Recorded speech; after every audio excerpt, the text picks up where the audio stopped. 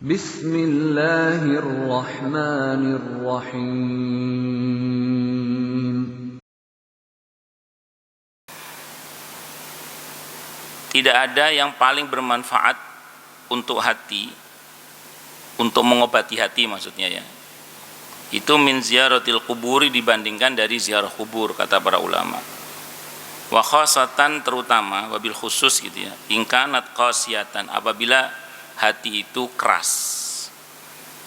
Keras itu cirinya, hati yang keras itu dinasihati, masuk kuping kanan, masuk kuping kiri, keluar dari mulut. Jadi kalahkan dia. Jadi bukan keluar kuping kiri, bukan, tapi masuk kuping kanan, masuk kuping kiri, keluar dari mulut. Di antaranya kalau bahasa Al-Qur'annya itu innal ladzina kafaru sawaun 'alaihim a andartahum am lam tundirhum la yu'minun. Sami mawon. Allahu akbar.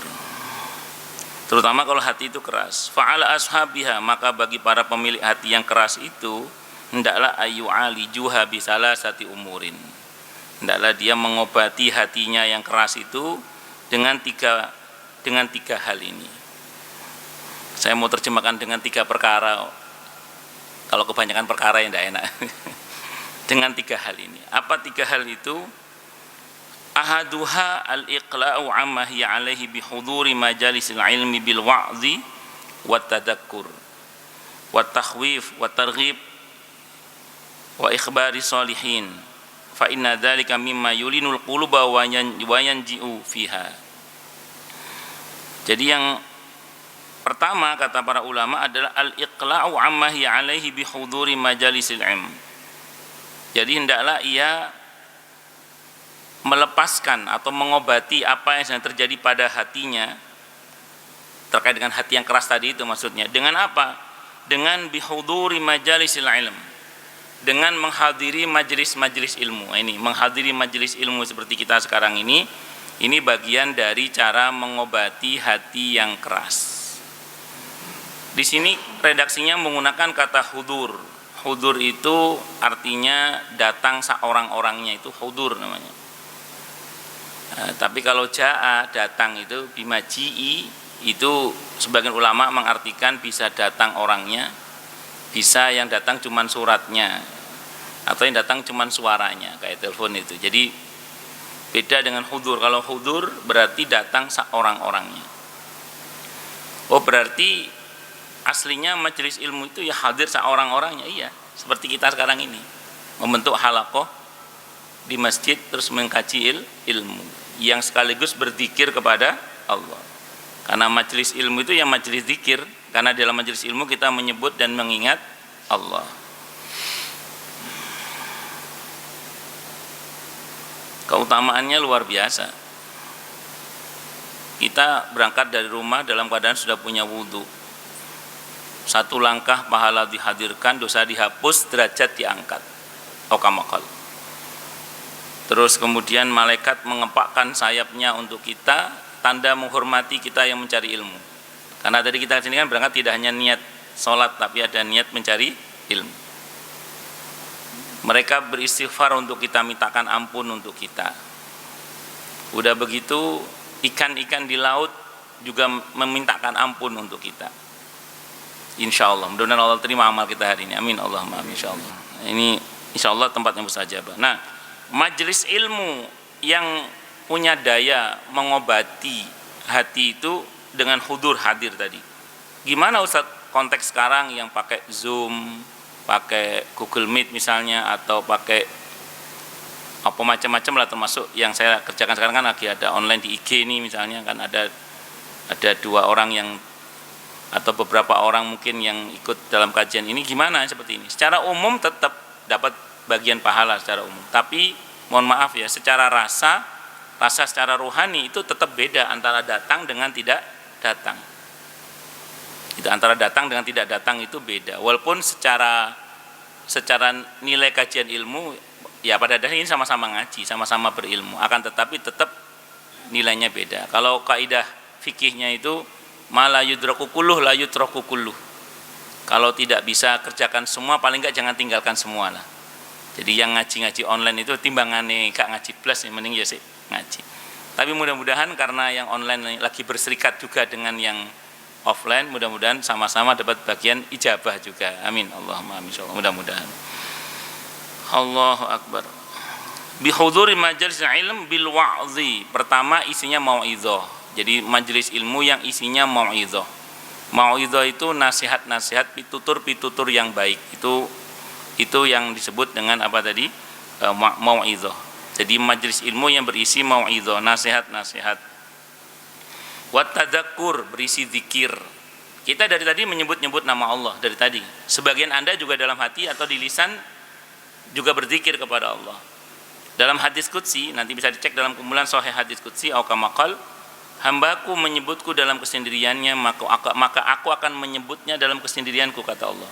Kalau Al-Qur'annya Al-Baqarah 152, fadhkuruni adzkurkum, ingat dan sebutlah aku, maka aku akan ingat dan sebut kalian. Makanya zikir itu suruh sebanyak-banyaknya. Al-Ahzab ayat 41, ya ayyuhalladzina amanu dzkurullaha dzikran katsira. Hai orang-orang yang telah beriman, ingat dan sebutlah Allah dengan zikir yang sebanyak-banyaknya. Nah, dalam hal ini terkait dengan zikir ini, kalau kita sebut Allah dalam keramaian, kata Allah dalam hadits qudsi itu, hambaku menyebutku dalam keramaian, maka aku akan menyebut-nyebutnya dalam keramaian yang lebih baik daripada keramaian mereka. Ini semoga zikir kita diterima oleh Allah Subhanahu wa taala, sehingga saat ini mudah-mudahan kita sedang disebut-sebut nih oleh Allah di hadapan hamba-hambanya yang lebih baik dari kita. Siapa? Para nabi, para salihin, malaikatul muqarrabin, al-malaikatul muqarrabun. Itu mereka mendengarkan disebut-sebut. Mudah-mudahan kita termasuk orang-orang yang terkenal di langit. Amin. Allahumma amin insyaallah. Seperti Uwais Al-Qarni radhiyallahu an. Di dunia tidak terkenal, tapi di langit terkenal beliau. Seperti Bilal, sahabat Bilal radhiyallahu an. Beliau itu berjalan di bumi Mekah, berjalan di bumi Madinah. Tapi suara sendalnya saat Nabi Mi'raj itu terdengar di surga. Jadi sahabat Bilal itu berjalan di bumi Mekah, berjalan di bumi Madinah, tapi suara sendalnya terdengar di surga. Jadi sendalnya sudah terkenal di surga sana. Sendalnya siapa? Sahabat Bilal radhiyallahu anhu. Allahu akbar. Apalagi keuntungannya kalau kita terkenal di langit itu. Kalau Allah sering menyebut-nyebut nama kita di langit dan nama kita dikenal oleh kalangan langit, kalau kita berdoa itu loh, kenal itu doa gitu. Allahu akbar. Nah, singkat kata singkat cerita, ini yang paling kita harapkan di antaranya ya, karena kita sudah terkenal di langit, sehingga pada hari H kematian kita, saat malaikat maut itu menerima nama kita untuk dicabut nyawanya, saat malaikat maut menerima nama kita untuk dicabut nyawanya, malaikat maut sudah kenal dengan kita dengan kenal baik. Sehingga kalau bahasa kita melihat catatan, loh, kalau ini nggak saya contohkan, takut beneran. Nanti biar pas hari hanya saja. Nah, itu begitu dilihat oleh malaikat, oh ini hamba Allah yang sering Allah sebut. Ini hamba Allah yang sering Allah sebut ini. Ini orang baik ini. Maka karena ini orang yang sering disebut oleh Allah dengan cintanya, dengan rahmatnya, dengan ampunannya, dengan pemaafannya, maka akhirnya malaikat ini pun mau mencabut nyawa orang ini permisi dulu. Sebagaimana Allah gambarkan dalam Al-Quran secara langsung.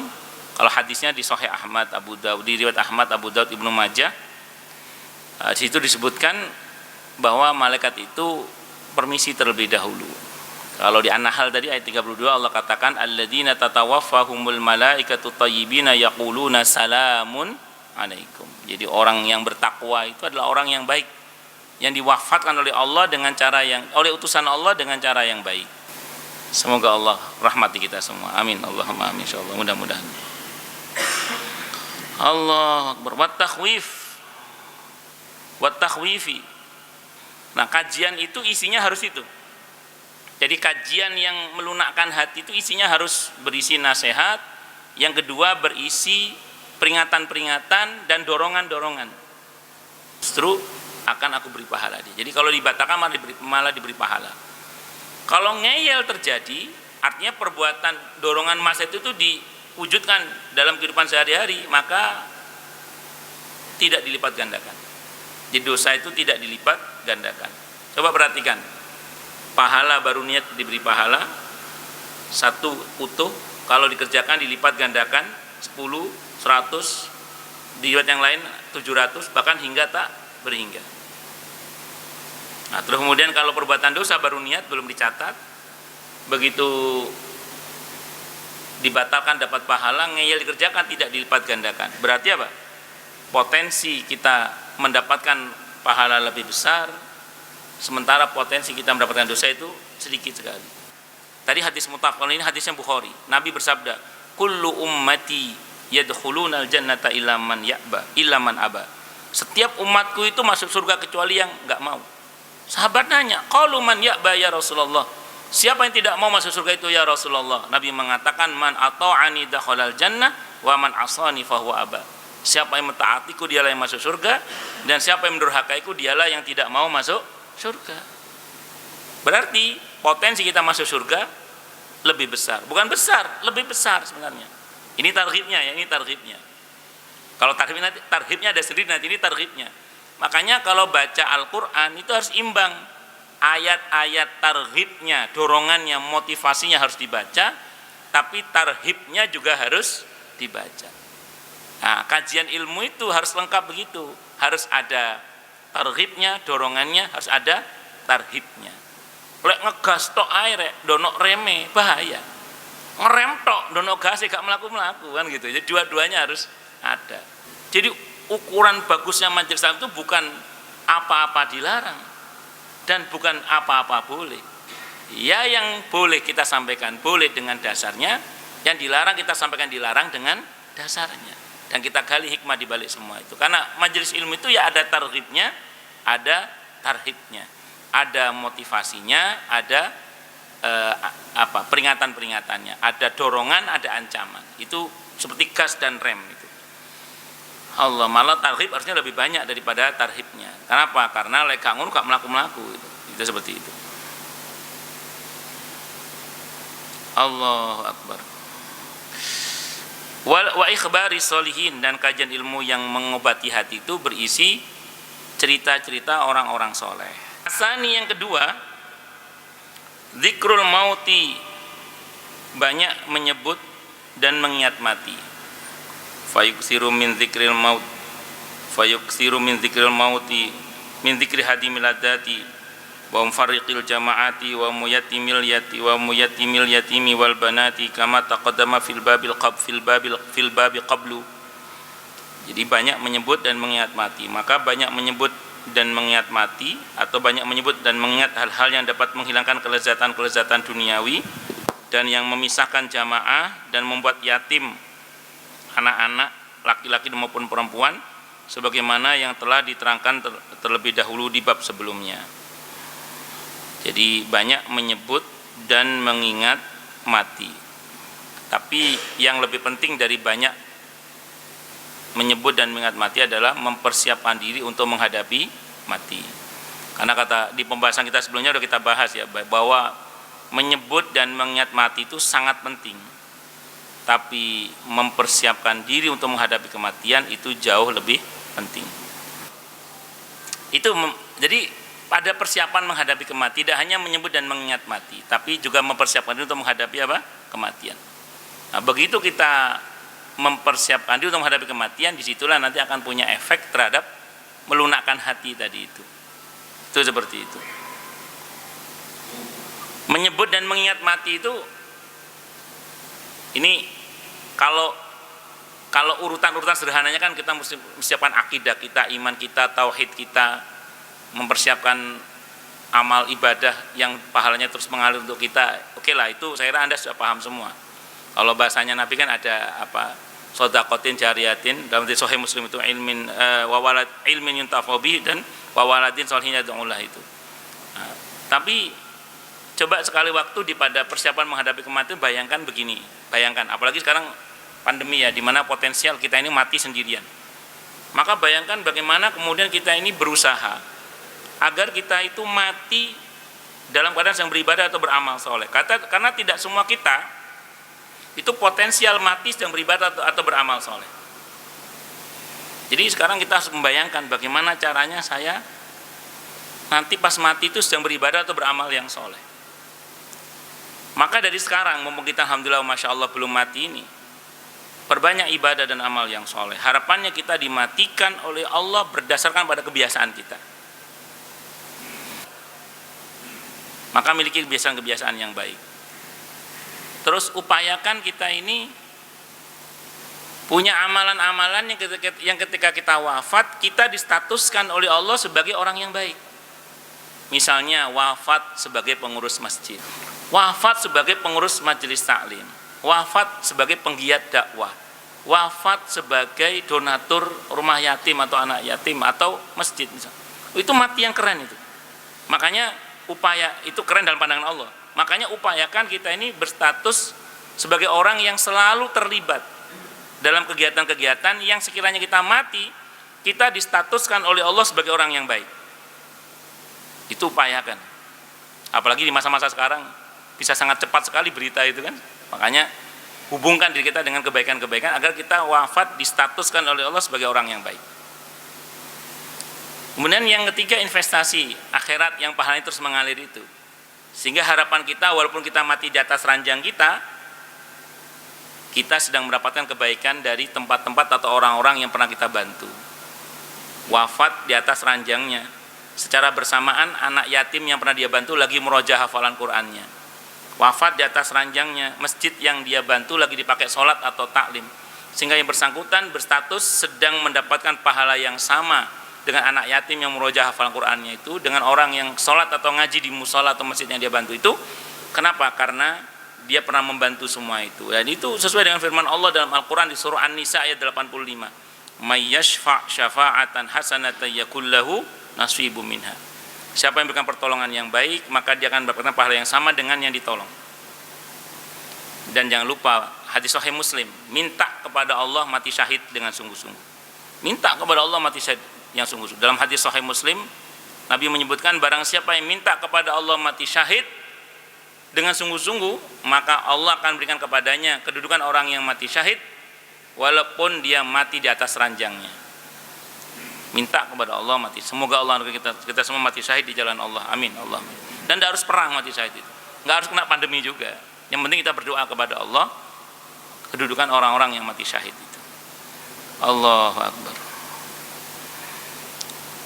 Terus belum lagi kita mesti berpikir, ini perenungan ingat mati tadi ya. Bayangkan kalau kita mati itu sendirian, tidak ada orang yang menemani. Kalau malaikat rahmat pasti menemani. Kalau orang yang baik. Nah, jadi bayangkan kita mati tidak ada orang yang menemani, sehingga tidak ada yang mentalkin kita. Padahal saat mati kita sangat berkepentingan bisa mengucap la ilaha illallah. Maka mumpung masih hidup, ayo kita latih. Apalagi sekarang pandemi kan potensial mati sendirian, tidak ada yang namanya itu. Kalaupun ada petugas kedokteran, belum tentu dokternya muslim yang sedang bertugas, perawatnya belum tentu muslim. Padahal kita sangat ingin pada saat wafat kita bisa mengucap la ilaha illallah. Maka kita harus punya kemandirian untuk mentalkin diri sendiri. Maka mumpung masih hidup, ringankan lisan dan hati untuk mengucap la ilaha illallah. Itu seperti itu. Bayangkan nanti setelah mati kita tidak punya stok pahala yang terus mengalir. Mumpung masih hidup, ayo investasi akhirat. Jangan ngandelin anak, jangan. Nanti biar anak saja yang sedekah, jangan. Belum tentu anak kita punya kesadaran untuk infak sedekah atas nama kita. Kalau enggak, wassalam. Jadi jangankan yang belum diinfakkan, yang sudah diinfakkan aja kadang ditarik sama anaknya.